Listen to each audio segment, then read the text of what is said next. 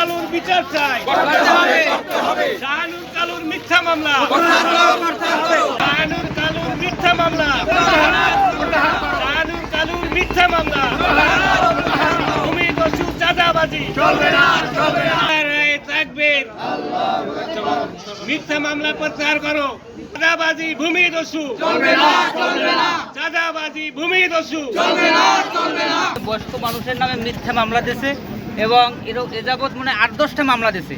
বলে খুব বাজে প্রকৃতির মানুষ। তো আমরা এই মানববন্ধনের মাধ্যমে জানাচ্ছি যে এই আমাদের নামে যে মিথ্যা যে 3-4 মামলা হয়েছে এই মামলাগুলো প্রত্যাহার করাও।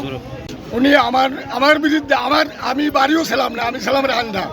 আজ দিন ধান কাটা হয়েছে আমি জানি না। আমার নামেও একটা মামলা দিচ্ছে, আগেও একটা দিচ্ছে, এটাও মিথ্যা মামলা হয়েছে। এখন আবার একটা মামলা দিচ্ছে, এই মামলা ঢুকেছে আমার। আমি কোনো কিছু আর কোনো আগা করা কিছু জানি না।